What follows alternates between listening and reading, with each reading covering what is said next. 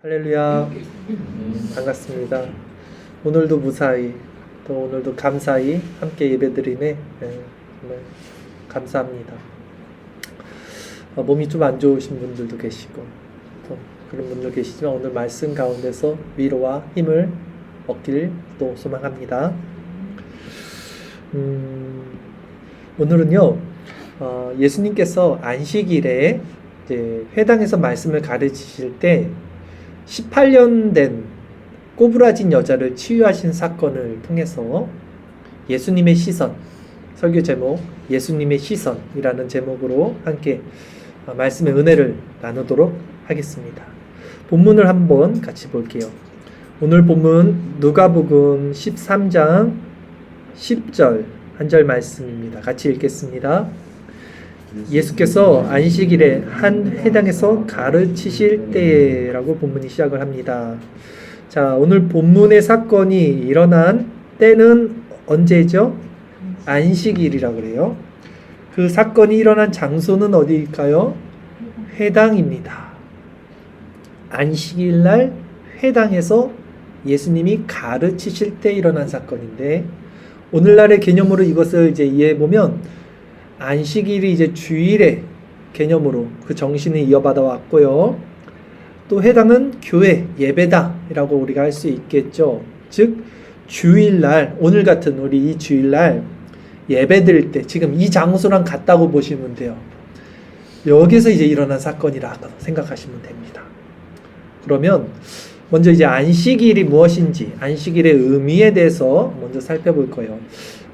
설교로는 3-4차례, 한 4차례 이상은 했던 것 같은데요. 간단하게 한번 정리를 해 드릴게요. 다시 한번 점검하는 차원에서.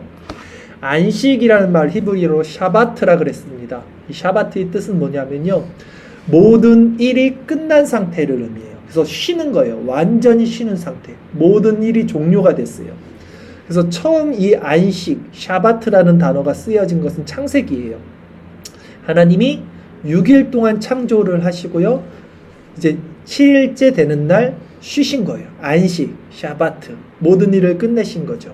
그래서 그것을 창조의 안식이라고 말을 합니다. 신학적인 용어로. 창조의 안식. 그런데 아담과 하와가 이제 죄를 짓고 나서 그 창조의 안식의 상태가 훼손돼 버렸죠. 그래서 하나님이 쉬지 못하는 상태가 다시 됐고 인간도 쉬지 못하는 상태가 됐어요. 그 후로 이제 역사가 흘러가면서 하나님께서는 율법을 통해서 다시 안식일의 정신을 이어가시는데요. 그것을 이제 모세를 통해 주신 성문화된 안식일 제도였어요. 그리고 그 안식일은 점차 안식년, 그리고 그 다음 희년, 그리고 마지막에는 새하늘과 새 땅에 이르기까지 점진적이고 점차적으로 발전해 갑니다. 안식년은 뭐죠? 6년이 지나고 7년째 되는 해를 이제 안식년이라고 하고요. 희년은 뭐죠? 7년이 7번이 지난 77에 49년 다음 50년째 해를 희년이라고 하는데 이 모든 안식일, 안식년, 희년, 그리고 새하늘과 새 땅까지 이 모든 이 안식, 샤바트가 의미하는 것은 궁극적으로 예수 그리스도를 예표하고 있다는 것이 예수님의 말씀을 통해서 확증되는 구절이 있습니다. 우리 누가복음 4장 16절, 21절 주일 설교 말씀 구절 같이 한번 읽어보겠습니다. 예수께서 그 자라나신 곳 나사렛에 이르사 안식일에 늘 하시던 대로 회당에 들어가사 성경을 읽으려고 서심해 선지자 이사야의 글을 들이거늘 책을 펴서 이렇게 기록된 데를 찾으시니 곧 주의 성령이 내게 임하셨으니 이는 가난한 자에게 복음을 전하게 하시려고 내게 기름을 부으시고 나를 보내사 포로된 자에게 자유를 눈먼 자에게 다시 보게 함을 전파하며 눌린 자를 자유롭게 하고 주의 은혜의 해를 전파하게 하려 하심이라 하였더라. 책을 덮어 그 말은 같은 자에게 주시고 앉으시니 회당에 있는 자들이 다 주목하여 보더라. 아멘. 그리고 예수님이 이렇게 말씀하시는 게 있어요. 이어서 보면 이 일이 오늘 너희들에게 성취됐다 라는 거예요. 오늘 예수님이 요 본문 지금 누가복음 4장 16절 해당해서 말씀하신 지금 성경을 읽었죠. 이게 이사야 61장 1, 2절 말씀인 거예요. 예. 그걸 읽으신 거예요, 예수님이. 근데 그 이사야서 61장에 지금 뭐라고 써 있냐면 가난한 자에게 복음을 전하게 하시려고 내게 기름을 부으시고 나를 보내서 포로된 자에게 자유를, 눈먼 자에게 다시 보게 함을 전파하여 눌린 자를 자유롭게 하고, 이러면서 주의 은혜해를 전파하게 하려 하심이라 이렇게 써 있어요. 주의 은혜해가 무슨 의미냐면 바로 희년이라는 뜻이에요. 주의 은혜해가 희년, 기쁜 희년을 의미합니다. 이 희년이라는 뜻의 핵심은 뭐냐면요. 이제 50년째 되는 해를 이제 희년이라고 한다고 그랬죠. 하나님께서 받을 수 없는 상태가 됐어요. 모든 만물이 부패했죠. 그런데 이 희년에는 다시 모든 만물이 제자리로 돌아갑니다. 잃어버렸던 자들은 다시 다 찾게 되고 종됐던 자들은 다 풀리게 돼요. 그래서 원래 자리로 돌아가서 이제는 하나님이 받으실 만한 모습으로 회복되는 것이 희년의 의미, 핵심입니다. 즉 그리스도로 말미암아 만물이 새롭게 돼요. 그래서 다시 하나님이 받으실 수 있는 상태가 되는 것이 희년의 성취가 되는 거예요. 그래서 예수님이 이 글이 오늘 너희에게 응했다라고 말씀하셨던 거예요. 이사야 그 글을 보면서. 그러니까 예수님 자신이 희년의 성취이신 거죠. 그래서 예수님이 이렇게 말씀을 하시잖아요. 나를 통하지 않고는 아버지께로 갈 수 있는 자가 아무도 없다라는 거예요. 또 인자는 안식일의 주인이라고 예수님 말씀하시는 거예요. 그래서 로마서 11장에서는 이런 말씀이 있어요. 만물이 주에게서 나오고 주로 말미암고 주에게로 돌아감이라. 그리스도를 통해서 말씀으로 세상이 창조됐고 그리스도를 통해서 만물이 존속하며 마지막에 부패됐던 모든 만물이 회복되어 그리스도를 통해서 하나님께 나가는 겁니다. 그게 희년이고 그에게 영광이 세세 있을지어다 라고 로마서 11장에서 말씀을 하죠. 결국 안식일이 가리키는 것은 뭐냐면 최초 에덴의 동산, 말씀드렸던 창조의 안식으로 이 회복과 갱신이에요. 창조의 안식이 영원히 지속됐으면 됐는데 인간의 부패로 말미암아, 죄로 말미암아 이것이 망가져 버렸기 때문에 그 창조의 안식이 다시 회복되고 완전하게 갱신되는 상태. 네. 그게 바로 이제 안식일이 가리키는 궁극적인 의미인데 그 안식은 그리스도로 말미암은 하나님 나라의 완성이 된다는 거예요. 완전한 쉼의 상태가 된다는 것이죠. 그러면 이 안식일 또 그것을 오늘날에 우리가 이제 주일의 개념으로 지키고요. 회당은 예배당이라는 개념으로 우리가 이제 그 전통을 이어받아 왔죠. 그 정신을 계승해 왔죠. 그러면 이곳에서 이 주일이죠. 오늘 또 오늘 예배당이죠. 이곳에서 무엇이 일어나야 하는가? 라는 질문을 우리가 해볼 때 그리스도로 말미암은 쉼이 일어나야죠. 그렇죠? 그리스도로 말미암은 안식이 일어나야 되는 거죠. 그러면 이 쉼은 어떻게 일어납니까? 여러분은 언제 안식을 얻습니까? 무엇을 할 때 진정 마음에 쉼을 얻습니까? 우리가 금요일 밤에 교제를 나눌 때 그때 누가 그랬잖아요. 야, 이제는 맛있는 거 먹어도 맛도 없고 어디 좋은 데 가도 별로 좋지 않다니까 옆에 있던 나이가 먹어서 그렇다. 늙으면 그렇다 했는데 우리가 웃으면서 얘기했지만 근데 진짜 그래요. 그쵸? 주님 말고는 세상에 좋은 게 없어요. 별로. 저야 뭐 아직 애들이 어리고 또 있고 해서 어디 가자고 하면 막 그래 가자 하고 가는데 운전병이니까 또 가야 되는데 사실 말씀 보고 묵상하고 기도드리는 시간이 가장 행복하지. 그렇습니다. 여러분 안 그러세요? 대답을 안 하시는 게 굉장히 아, 뭐 그래요. 그러기에 여러분, 참된 쉼은요, 그리스도를 통해서 그리스도의 말씀 안에서 일어납니다. 그래서 예수님께서 오늘 본문 10절에 뭐라 그랬어요? 안식일에 회당에서 말씀을 가르치실세, 이러는 거예요. 예수님이 말씀을 가르치는 것이 안식이고 그것이 교회라는 거예요. 그러므로 주일날 우리가 교회에서 다른 거 할 것이 아니라 말씀을 가르치고 말씀을 배우고 말씀을 듣고 말씀을 나눠야 되는 거예요. 거기서 안식을 누려야 되는 거예요. 그게 교회고 그게 주일이고 그게 예배고 그게 참된 쉼이라는 거죠. 오늘 본문 누가복음 13장 10절 말씀이요. 다시 한번 보세요. 거기 지금 어떻게 써 있나? 같이 읽겠습니다. 예수께서 안식일에 한 회당에서 가르치실 때에, 있죠? 안식일 날은 회당에서 가르치는 거예요.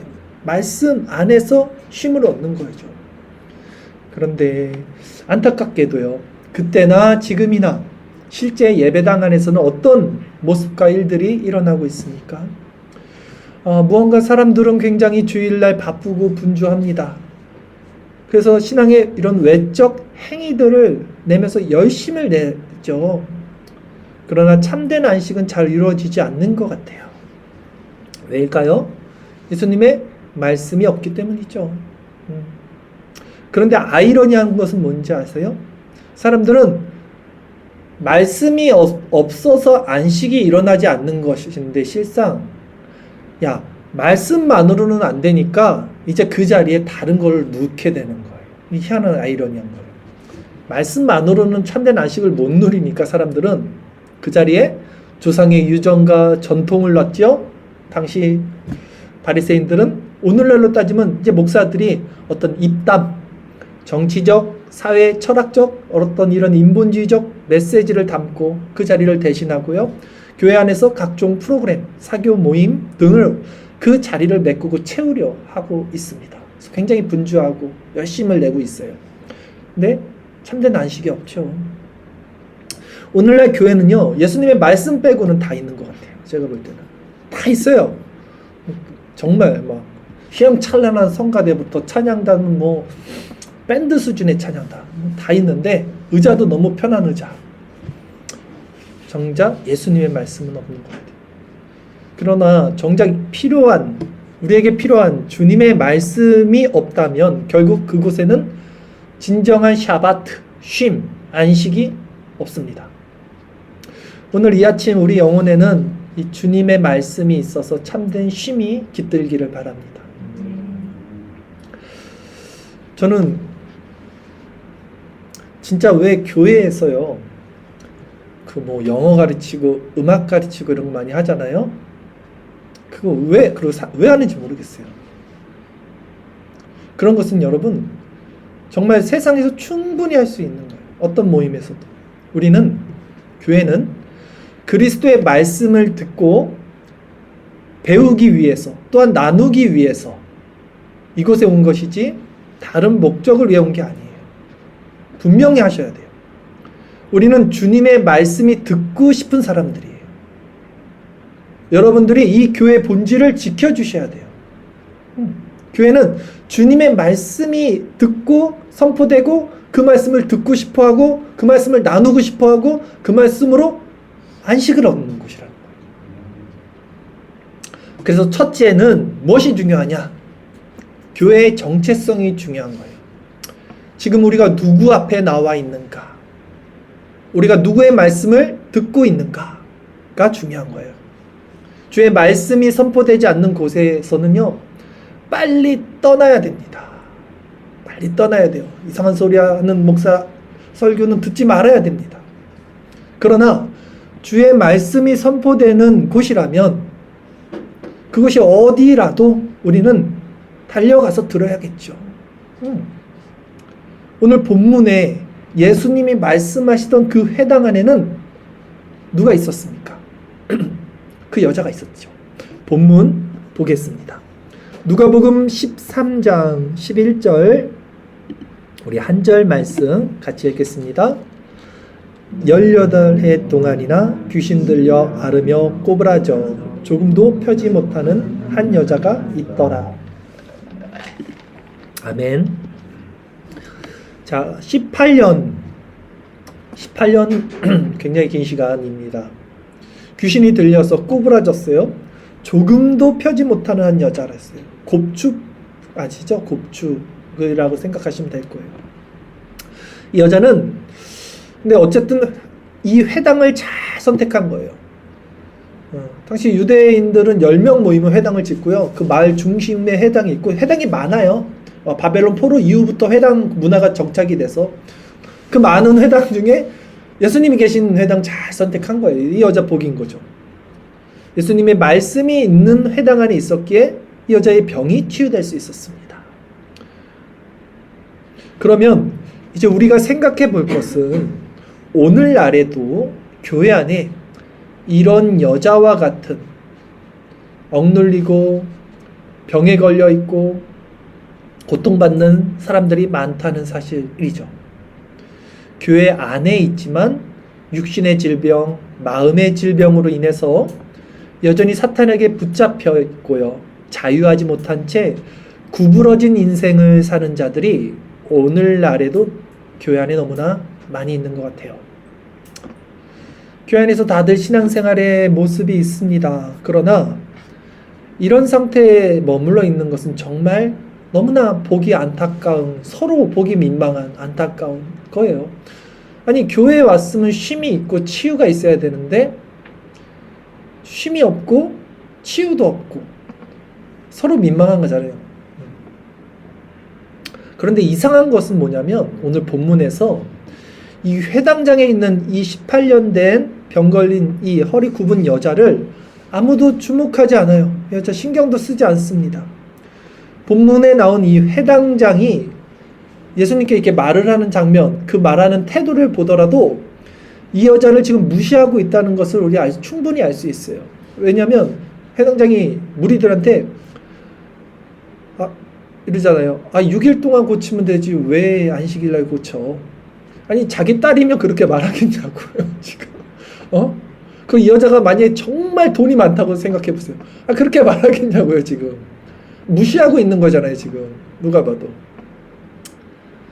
제가 예전에 청년 시절 교회에서 가끔 말씀드렸던 그 장애를 가진 이제 지체 장애 이제 누나가 있어요. 손만 조금씩 움직여요, 그 누나가. 아무것도 못해요. 손만 좀 움직여요. 그래서 아침에 휠체어로 집에 가서 교회까지 옮겨다 드리고, 끝나면 저녁에 이제 예배 끝나면 집에까지 휠체어로 이렇게 모셔다 드리고 이제 그렇게 해요. 근데 이제 이게 안아서 옮겨 드리고 이제 그런 일들을 이제 제가 꽤 했죠. 몇 년을 했어요. 근데 제가 그걸 하면서 느낀 건 뭐냐면 이제 하루 종일 교회 안에 있잖아요, 누나가. 그 제가 이제 같이 어쨌든 하루 종일은 아니지만 어쨌든 이제 제가 이제 있잖아요. 그리고 오고 가는 걸 제가 이제 담당을 하잖아요. 사람들이 교회 안에 있는 사람들이 불편한 사람들 옆에 잘 안 가요. 예, 별로 관심을 두지 않아요. 예, 오히려 엮이기 싫어합니다. 슬슬 피해요. 슬슬. 안부는 묻죠. 그리고 그냥 쓱 가고요. 실제 그 누나는 움직일 수도 없어요. 누가 옆에서 화장실부터 밥 먹는 것부터 다 해줘야 돼요. 간지러운데 긁어주는 것도 해줘야 된다고요.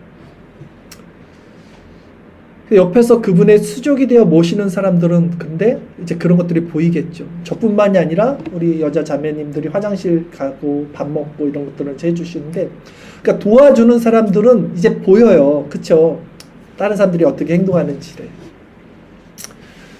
오늘 본문의 이 여자도 마찬가지 상태예요.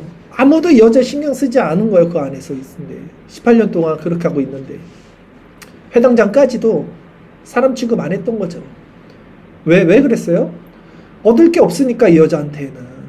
오히려 이 여자 근처에 가면 내가 뭔가를 도와줘야 될 것 같고 내가 손해보게 되는 것 같으니까 슬슬 피하는 거죠. 우리 교회 다들 건강하시지만 만약에 이제 몸이 불편하거나 아니면 또 마음과 정신이 불편한 분이 여기 이제 이 자리에 오시게 되면 우리는 어떻게 행동해야 될지를 미리 잘 점검하십시오. 부끄러움 당하지 말고 그날에 미리 잘 점검하세요. 저는 우리 형제님이 그 평일날도 가끔 그런 얘기 하시잖아요. 이렇게 불쌍한 사람들 보면 관심 굉장히 있으시잖아요. 정말 귀한 마음이에요. 우리는 예배당뿐만이 아니라 이게 지금 주일인데 주의 일은 6일도 주의 일이잖아요. 이제 신약에서 모든 날이 주의 날이면 이것이 예배지만 삶도 우리 예배면 여기서만 경건한 게 아니겠죠. 그럼 우리 세상에서 우리의 시선이 누구에게 가 있어야겠냐고요. 정말 그렇게 힘든 사람들이 주변에서 지나가는데 아무도 안 보여. 보이지도 않아. 그냥 내가 길이 바빠서. 그 문제예요. 문제. 잘 점검하시기 바랍니다. 이것은 너무나 중요한 얘기예요. 지금 제가 이 말씀드린 요 지점은요. 이게 교회 본질이에요. 굉장히 중요한 문제입니다. 왜 이것이 중요한 문제냐면 여러분 오늘 본문을 보세요. 지금 예수님의 시선이 누구에게 가 있냐는 거예요. 오늘 설교 제목에서 예수님의 시선이에요. 이 여자에게 가 있다고요. 예수님의 시선이. 그러니까 이게 얼마나 중요한 겁니까? 교회에서 우리의 시선이 어디에 가 있냐는 문제인데 본문 볼게요. 누가복음 13장 12절 13절 2절 말씀 읽겠습니다. 예수께서 보시고 불러 이르시되 여자여 내가 내 병에서 놓였다 하시고 안수하시니 여자가 곧 펴고 하나님께 영광을 돌리는지라. 아멘. 자, 사람들은 이 여자를 외면했겠지만 예수님은 이 여자를 보고 계십니다. 보세요. 지금 본문 뭐라고 써 있습니까? 예수께서 보시고 예수님 보고 계시는 거예요. 그리고 어떻게요? 불러 이르시되 예수님이 여자를 부르신 거예요. 성경을 보면 보통 여러분 문제가 있는 사람들이 자신의 문제를 가지고 예수님께 나옵니다. 그래서 예수님 나 좀 도와주세요. 이럴 때 예수님이 이제 불쌍히 여기죠. 근데 오늘 이 본문의 여자는 어떻습니까? 자기가 나온 게 아니에요. 예수님이 먼저 보고 계신 거예요. 그리고 예수님이 부르신 거예요. 먼저. 그런데 사실 여러분 예수님은 고통받는 자에게 먼저 찾아가 주시는 분임을 우리는 경험을 통해서 알 수 있어요. 사마리아 여인 아시죠? 예수님은 먼저 여인이 그 우물가로 올 것을 알고 그 자리에서 그냥 앉아 계셨죠. 생각해보면 주님은 우리에게도 먼저 찾아오셨습니다. 우리가 그분을 몰랐을 때 그리고 망연자실 그냥 어둠 가운데서 고통 가운데서 죄악 가운데서 힘들어서 울고 있을 때 예수님은 그분의 사랑으로 우리 마음을 녹이셨죠. 먼저 찾아오셔서. 그리고 우리 눈의 눈물을 친히 그 못 박힌 손으로 닦아주셨고요. 그리고 그분의 품은 십자가의 품이었어요.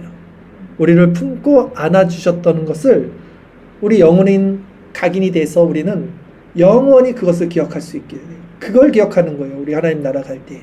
다른 걸 다 잊어버려도 예수님의 사랑을 기억하고 있어야 되는 거예요. 그분이 어떤 분인지, 그분이 나를 어떻게 대하셨는지. 여러분, 누가 사람의 마음을 위로할 수 있는지 아세요? 그러니까 사람은 사람의 마음을 위로할 수 없잖아요. 인간은요, 자신이 받은 고통의 크기만큼만 다른 사람들의 고통을 이해할 수 있고요, 받아들일 수 있고 수용할 수 있어요.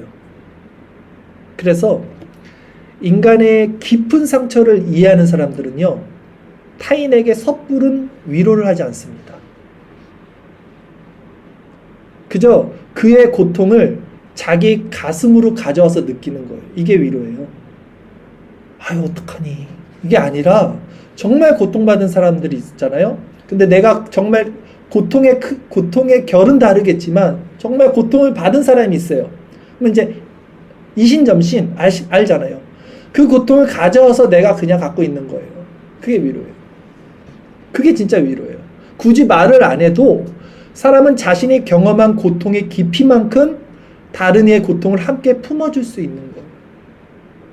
그래서 그 장례식장 같은 데 가면 여러분 경험해 보셨는지 모르겠는데 그 앉아 있잖아요. 근데 다른 게 고마운 게 아니라 앉아 있는 게 고마운 거 아세요? 그냥 오랫동안 앉아 있어주면 고마워요. 무슨 뭐 별 말 할 필요 없어요. 뭐 검은색 옷 안 입고 가도 돼요. 그런 거 신경 안 써요.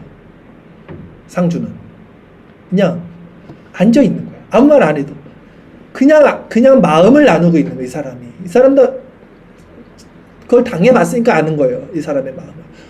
그걸 못 당해본 사람 부주 이거 내면 가는 거예요. 그냥 밥 먹고 가는 거예요. 그렇다면 여러분, 예수님은 어떠실까? 라는 거죠. 그분은 하나님이시죠. 그러나 친히 인간이 돼서 인간의 모든 처지를 몸소 체휼하셨다 그랬어요. 체휼은 자기가 그걸 아주 마음 깊숙이 느껴버리는 거예요. 그리고 십자가를 지사 가장 극한 고통까지 경험을 하셨습니다. 그래서 그분은 우리의 모든 눈물과 아픔을 동정하실 수 있는 분이 되신 거예요. 그래서 우리에게 어떠한 깊은 무게의 고통이 있더라도 예수님은 우리를 친히 위로하실 수 있는 분이 된 거예요. 그분이 인간이 됐기 때문에. 이것이 우리에게 위로가 돼요. 하여튼 감격을 안 하셔. 난 이런 말씀 하면서 막 눈물이 막 나고 그랬었는데 이상하네. 이분들은 은혜가 되시잖아요. 그쵸? 아주 쥐어짜야지 이분들. 자, 여러분 장난이고요. 18년 동안 꼬부라진 상태로 살아갔던 한 여자의 마음을 과연 누가 이해할 수 있을까? 아무도 이해 못한다니까요. 여러분. 인간은 아유 고통스럽겠다. 여러분 이해하실 수 있을 것 같아요? 아무도 이해 못해요. 정말 그 고통을 만큼의 다른 어떤 고통을 경험해본 사람이 아니면 몰라요. 아무도 누구도 그 고통의 깊이를 헤아릴 수 없을 겁니다. 그래서 예수님이 아무도 이해할 수 없고 아무도 거들떠보지 않던 그 여자를 친히 주목하여 부르시고 말씀하시고 손을 대어서 치유해 주신 거예요. 예수님 아니면 아무도 그 여자를 구원해 줄 사람이 없었기 때문에. 예수님이 아니면 여러분을 아무도 구원해 주실 분이 없어요. 예수님은 그런 분이세요. 예수님은 그런 분이십니다. 본문 구절을 통해서 우리가 하나 더 살펴볼 것은 예수님은 먼저 말씀을 통해서 여자의 병을 치유해 주셔요. 그리고 나서 손을 대어 안수를 해준다는 것이죠. 본문 누가복음 13장 12절 13절 2절 말씀 죄송합니다. 본문 누가복음 13장 12절 13절이죠. 우리 한번 같이 읽겠습니다. 예수께서 보시고 불러 이르시되 여자여 내가 내 병에서 놓였다 하시고 안수하시니 여자가 곧 펴고 하나님께 영광을 돌리는지라. 아멘. 다 먼저 말씀으로 치유하시죠. 여자여 내가 내 병에서 놓였다 선포를 하십니다. 그리고 나서 안수를 하시고 그 여자의 병은 이제 허리가 펴지고 하나님께 영광을 돌려요. 우리 여기서도 말씀이 눈에 보이는 표적보다 먼저라는 사실을 여러분 아셔야 돼요. 말씀이 중요한 겁니다. 말씀 언제나. 그런데 예수님은 왜 말씀만으로 치유해도 되시는데 굳이 손을 대서 안수했을까요, 여러분? 성경에 보면 꼭 예수님이 이렇게 행동들을 취하시는 모습을 보여요. 막 더럽게 막 진흙이 이겨서 눈이 좀 붙이시고 막 그런 장면도 있잖아요. 아니 그냥 말씀으로도 그냥 하실 수 있잖아요. 근데 꼭 스킨십을 좀 이렇게 가질 때가 많아요. 예수님 보면 당시 유대 사회에서 남자가 여자 몸에 손대는 거 이거 금지된 겁니다. 특히 이 여자 어떤 여자예요? 지금 18년 병 걸린 여자. 병 걸린 여자는 율법에 저주받은 사람이기 때문에 손대면 안 돼요. 또 이거 해당입니다. 또 여기 안식일이에요. 모든 지금 이 상황에서 이 여자를 지금 만지면 안 되는 상황인데 예수님이 굳이 만지시는 거예요. 말씀으로 고쳐주신 다음에 만지신 거예요. 왜 그랬냐면 예수님은 이 치유를 받은 이 여자에게 그것이 실제 전인으로 느낄 수 있도록 인격적인 관계를 맺으시는 거예요. 스킨십이 그거죠. 뭐 그걸 꼭 만져야 낫는 게 아니잖아요. 네. 관계를 맺는 거죠. 따스한 온기가 느껴졌을 거 아닙니까? 네. 관계가. 그렇다고 서로 막 만지면 안 돼요. 아, 예전에 청년 때 보면 맨날 그러고 손잡고 서로 막 안아주고 막 그런 거 했는데 조금 수상해. 그런 거는. 아, 오늘 제가 왜 이렇게 헛소리를 좀 하셨는데. 어쨌든 그런 일은 그래요. 예수님은 치유를 받는 자에게 그것이 실제 느낄 수 있도록 인격적인 관계를 맺으셨다는 것이죠. 그리고 그런 일을 바로 다른 날이 아닌 안식일에 행하신 것은 그것이 안식의 참된 의미라는 것을 보여주시고 선포하기 위해서 일부러 이렇게 행하신 거예요. 예. 굳이 6일날 해도 되는데 그날 하신 거예요. 이게 안식의 정신이야. 예. 보여주신 거죠. 그리고 그렇게 18년 긴 세월을 묶여 살던 여자에게는 참된 치유와 자유가 주어졌습니다. 여자 얼마나 기뻤을까요, 진짜. 여러분, 18년 뭔가 여러분 묶여있는 그게 있으신 분이 만약에 자유를 얻었으면 이 공감이 된다니까요. 야, 이게 얼마나 기쁜 일인지. 이 여자는 이제 어떻게 합니까? 그리고 하나님께 영광을 돌립니다. 이것이 제가 지난주에도 말씀드렸던 하나님이 택자를 국률이 여겨서 구원해 주시는 이유와 목적이라는 거예요. 하나님께 영광 돌리게 하고. 제가 지난주 설교를 조금 수정할게요. 어떻게 설교했냐면 여러분 기억 못하실 수도 있지만 제가 18년 혈류증 걸린 여자라고 지난주 설교 때 살짝 언급을 했었는데, 그러니까 혈류증이 아니잖아요 지금, 그렇죠? 12년 혈류증 걸렸던 여자 착각했던 거고, 오늘은 이제 허리 굽은 여자 18년이었던 거. 괜히 말했네. 아무도 지금 신경 안 쓰고 또 기억도 못하는 거 굳이 제가 그거 지금 부스러워 만들었는데, 어쨌든 그런 게 있습니다. 있다고 생각하시면 되고요. 자, 하나님이 택자를 구원해 주시는 이유, 하나님께 영광을 돌리고 영광을 받으시기 위한 거예요. 인간의 창조 목적인 거예요. 우리 왜 하나님을 찬양합니까? 우리는 왜 하나님께 영광을 돌리고 예수님을 구주라고 경배합니까? 우리도 그리스도 안에서 참된 자유와 해방, 즉 국률이 여김을 받아 안식을 누리는 자들이 되었기 때문에 그분께 영광을 돌려드리는 거죠. 그러나 예수님께 찬양과 경배를 올려드림에도 마땅한데 그렇지 못한 자가 오늘 이 회당 안에 있습니다. 그 자가 누구였습니까? 회당자. 오늘 본문 계속 이어서 보겠습니다. 누가복음 13장 14절 한 절 말씀 같이 읽겠습니다. 회당장이 예수께서 안식일에 병 고치는 것을 분내어 무리에게 이르되 일할 날이 엿새가 있으니 그동안에 와서 고침을 받을 것이요 안식일에는 하지 말 것이니라 하거늘. 지금 회당장 화났습니다. 이제 회당장이 말 그대로 장이잖아요. 총괄 관리하는 사람이고, 당시 회당이 많다 그랬잖아요. 이 사람 이 젊은이 이거 한번 자리 내줬더니 이거 이상한 소리 하네. 지금 그거예요. 모든 책임을 갖고 있으니까. 그러니까 당시 랍비나 이렇게 말씀 잘 전하는 사람들을 회당장이 이렇게 선출해갖고 세우는 거예요. 안식일날. 그래서 말씀 전하게 했더니 이거 이상한 소리 한다고 지금 화내고 있는데, 이 회당장 신앙생활을 아주 잘못하고 있는 거죠. 거꾸로 하고 있는 거죠. 안식일의 개념을 완전히 반대로 오해하고 있는 거죠. 안식일에 행해야 하는 일을 오히려 하지 못하게 하고 있는 꼴이 된 거죠. 근데 예수님, 사람이 지금 예수님께 직접 말한 게 아니에요. 보면 뭐라 그래요? 안식일에 병 고치는 것을 분내어 무리에게 이르되. 아니, 예수님께 말해야 되는데 왜 무리에게 말했어? 하남자 대놓고는 말도 못해. 지금 뭔가 예수님 앞에서는 뭔가 지금 자기가 이렇게 걸리니까 말은 못하고 그 밑에 있는 사람들 무리들한테 저런다 하고, 이런 사람들 있죠. 꼭 앞에서 말 못하고 뒤에서. 근데 예수님은 어떻게 하십니까? 이 회당장을 향해서 회당장 그 마음의 그냥 중심을 찔러버려요. 예수님은 상남자, 그냥 바로 다이렉트. 봅시다.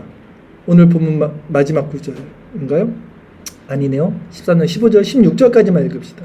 15장 16절 말씀 같이 읽겠습니다. 주께서 대답하여 이르시되 외식하는 자들아 너희가 각각 안식일에 자기 소나 나귀를 외양간에서 풀어내어 이끌어가서 물을 먹이지 아니하느냐. 그러면 18해 동안 사탄에게 매임받은 이 아브라함의 딸을 안식일에 이 매임에서 푸는 것이 합당하지 아니하냐. 아멘. 예수님은요 다이렉트해요. 외식하는 자야?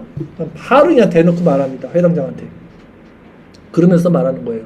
왜 너네는 그 가축이 뭐예요? 소유잖아요. 재물, 재산이에요. 그 너네 재산은 그렇게 안식일 기준을 마음대로 바꿔가면서도 그렇게 챙기면서 아니 더 중요한 그 생명에 대해서는 왜 소홀히 여기냐? 라는 거예요. 그러면서 이 18년 된 사탄에게 매임받은 여자를 향해서 지금 뭐라고 말씀해요? 아브라함의 딸이라고 말을 합니다. 아브라함의 딸. 아브라함의 딸이 뭡니까? 선민이라는 말이에요. 선민. 아브라함 믿음의 조상이잖아요. 자, 세례 요한은요 이런 말씀을 하셨어요. 그러니까 자신들이 선민이라고 자부하는 그 유대인들을 향해서 속으로 너네들 아브라함이 니네 조상이라고 생각하지 마라. 내가 너에게 이르노니 하나님이 이 돌들로도 아브라함의 자손들 만들 수 있어 라고 말씀했단 말이에요. 바울도 그런 말씀했어요. 민족적 유대인이 아니야 얘들아. 할례는 마음에 해야 돼. 이면적 유대인과 이 속에 있는 게 진짜야 이런 말을 했죠.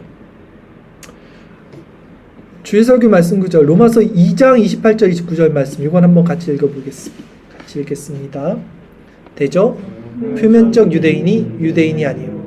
표면적 육신의 할례가 아니라 오직 이면적 유대인이며 할례는 마음에 할지니 신령에 있고 의문에 있지 아니한 것이라. 그 칭찬이 사람에게서가 아니요 다만 하나님에게서니라. 아멘. 즉 안식일에 지금 이 회당장에 있던 자들은요 자신들이 모두 선민이라고 생각했던 자들이었을 것입니다. 그렇다면 이 장면을 오늘날로 연계해서 생각해 볼게요. 안식일은 주일, 회당은 이제 예배당, 우리 교회당이라면 주일날 지금 이 예배당에 앉아 있는 모든 자들 중에서 자신이 하나님의 백성이 아니라고 생각하는 자들은 아무도 없어요. 교회 출입하는 사람 치고 주일날 썬데이 크리스찬 치고 나 선민 아니야, 나 구원받지 못했어 라고 생각하는 사람은 누가 있겠어요? 다 자기는 구원받았다, 하나님의 백성이다 라고 생각한단 말이죠. 자, 그러면 예수님께서 이 본문에서 나온 이 구부러진 여자를 향해 아브라함의 딸이라고 말씀하신 의미는 무엇이냐는 거예요. 굳이 다 아브라함의 자식인데 왜 아브라함의 딸이라고 말하잖아요. 지금 예수님은 지금 외식하는 종교 지도자들과 그들을 위시한 유대인들에게 너희들이 교회 안에 있지만, 그래서 선민이라고 말하지만 누가 진정한 하나님의 백성, 즉 선민이냐에 대해서 말씀하시는 거예요. 예수님은 의인을 부르러 오시지 않았어요. 죄인을 부르러 왔고 회개시키러 왔다고 말씀하시죠. 그렇다면 누가 선민의 조건에 부합하느냐는 거예요. 주일날 예배당에 온 것이 선민의 조건이 아니라는 거예요. 우리는 지금 왜 교회에 와 있냐는 거예요. 우리가 하나님의 선민이라 지금 와 있습니까? 아니라는 거예요, 여러분. 교회는 죄인들이 모이는 곳이겠죠. 죄인들의 그 죄사함을 받는 곳이겠죠. 그러니까 의인은 여기 앉아 있을 필요가 없는 거예요. 내가 의인이라고 생각한 사람들은 앉아 있을 필요가 없어요. 우리는 우리의 몸과 영혼이 굽어버린 이 18년 된 죄인이라는 자각이 있기 때문에 지금 이곳에 와서 그리스도께 은혜를 구하는 거예요. 아니 그러면 나는 은혜를 받았고 죄사함을 받았으니까 이제 나는 괜찮잖아요. 나는 이제 죄인이 아닌데 왜 계속 내가 죄인의 마음을 갖고 있어야 돼요? 이제 나는 그냥 감사하면서 살면 되잖아요, 주일날. 이렇게 많은 사람들이 생각할지 몰라요. 그렇지 않아요. 성경을 자세히 보면요, 우리 바울의 이야기를 봅시다. 바울은 로마서 쓰는 그 말년에도 늘 자신을 향해서 내가 잡은 줄로 생각하지 않고 뒤에 있는 것들을 버리고 표대를 향해 가고 내가 이 부득불 복음을 전하고 내가 버려질까 두렵다. 그리고 나는 자기 자신을 볼 때 죄인 중에 괴수라고 자기 아들 같은 디모데에게 말하는 거예요. 디모데는 후임 목사입니다. 목회자예요. 그러니까 이 젊은 목사에게 신앙의 정체성을 보여주는 거예요. 야, 우리는 이신칭이 받아서 하나님의 선민이야가 아니라 우리는 여전히 죄인이고 이미와 아직 사이에서 우리 자신을 늘 점검해야 되는 죄인이야. 나는 죄인 중에 괴수야. 오라, 나는 공고한 자야. 누가 이 사망의 몸에서 나를 건져내랴. 이 노년의 말미에 이런 말들을 쏟아낸단 말이에요. 이게 왜 중요하냐? 내가 죄인됨이 왜 중요하냐? 우리는 구원받은 죄인이죠. 물론. 그러나 나의 죄인됨의 정체성은 왜 중요하냐? 그래야 그리스도를 우리는 바라본다고요. 나는 구원받았어. 벌써 이 마음이 높아져 버리면요, 그리스도 필요 없어요. 교회 와도. 선민의식으로 가르쳐요. 그 마음, 그 높은 마음에 결코 참된 예수님의 시선은 없을 것입니다. 라는 것이죠. 자, 여러분이 하나님의 선민이라고 이제 생각하신다면 그것은 여러분이 자신이 여전히 죄인이라고 고백하셔야 되는 것과 같다는 거예요. 우리는 여기 율법을 지키기 위해서 온 것이 아닙니다. 율법을 지키지 못하는 우리 자신의 죄를 회개하기 위해서 이 자리에 온 거예요, 여러분. 착각하는 거예요, 사람들이. 그러니까 사람들이 주일을 안식일의 개념으로 이해하면서 주일 성수 이렇게 생각하는데 그게 아니에요. 내가 오늘 주일 성수 했다. 난 오늘 했어. 오늘 끝났어. 나 오늘 성금 내고 다 했어. 나 하나님의 선민이야. 이게 아니라 내가 여전히 마음으로도 생각으로도 내 행동으로도 온전히 안식일을 지키고 누리지 못하는 자이기에 우리를 대신해서 율법을 성취하신 그리스도께 자신을 의탁해서 그분 안에서 이제 자원하는 심령 가운데 주의를 지켜 행하게 되는 거예요, 우리는. 그래서 그 안에서 자유를 누리고 우리 주 예수 그리스도와 하나님 아버지께 영광을 돌리게 되는 거예요. 그것이 선민의 정체성이에요. 그것이 주의를 통해 온전한 안식을 누리는 원리예요, 여러분. 즉 우리가 바로 18년 된 꼬부라진 여인이라는 것을 실제 경험이 돼야 돼요. 그리고 그 마음 안에서 이 자리에 지금 앉아 있어야지만 우리에게 은혜가 있다고요. 그래야지만 예수님이 우리를 쳐다본다고요, 여러분. 나는 의인을 부르는 게 아니라 그랬는데 나는 괜찮아요. 그래? 너는 안 보겠다. 예수님 안 보신다니까요. 그래서 표면적 유대인이 아니에요. 이면적 유대인이에요. 할례는 마음에 받아야 되는 거예요. 18년 된 꼬부라진 죄인이 그 여자가 예수님이 아브라함의 자손이다. 이 아브라함의 딸이다.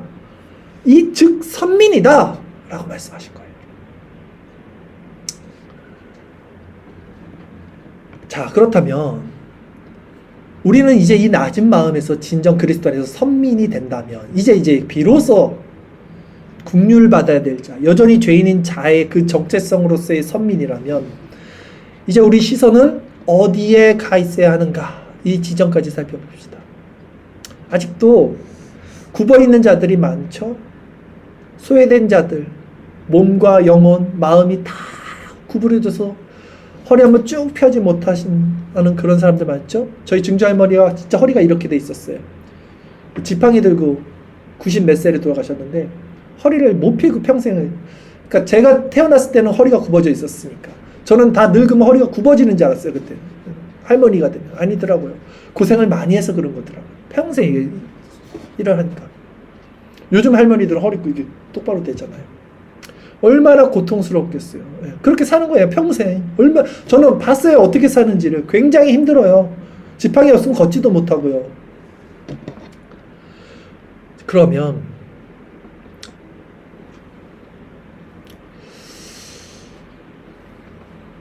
아직도 굽어 있는 자들, 소외된 자들, 그럼 우리는 이제 슬슬 피해서 부담스러운 사람들, 저런 사람들 왜 교회 왔을까?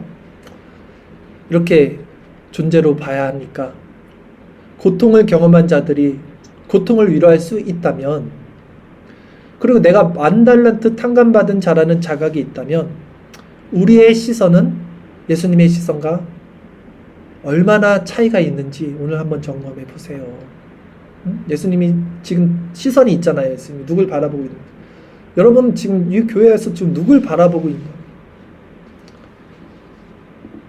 지금 몸이 아프신 분도 있고 안쓰럽잖아요, 우리가.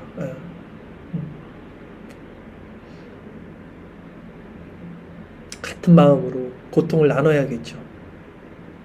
이 마음이 없다면 우리가 바로 본문에 나오는 해당장과 같은 사람이에요. 경건의 모양을 가졌어요, 이 사람. 실제 경건의 능력은 없어요, 그러나. 선민의식은 아주 강하죠. 율법 완전 준수하게, 스마트하게, 아주 다 행하죠. 다 줄줄 외우죠. 그러나 정작 외식하는 신앙이 바로 예수님께서 오늘 본문을 통해서 우리들에게 주시는 메시지. 너희가 해당장이냐? 아니면 그 18년 구분 여자냐? 너희는 누구냐는 걸 묻는 거예요, 오늘 메시지는요. 그러나 우리가 본문에 나타난 이 예수님의 시선을 우리가 마음에 담고 그분의 오냐우 겸손한 마음을 배워서 이제 우리 마음이 낮은 자들에게 가고, 내가 낮은 자니까 낮은 자들의 마음이 보인다니까요. 가고, 그 죄로 말미암아 고통받는 자들에게 우리의 시선이 가고요.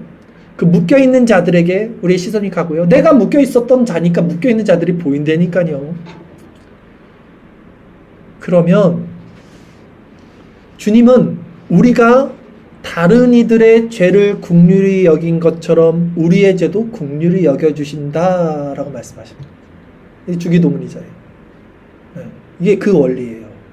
또한 예수님은 훗날에 우리도 알지 못하게 행했던 그 일을 통해서 너가 그 가난한 자, 소외된 자의 그 시선을 가졌던 것이 나를 바라봤던 거고 나에게 행한 일이었다라고 말씀하잖아요. 오른편에 있는 자들에게 말하잖아요.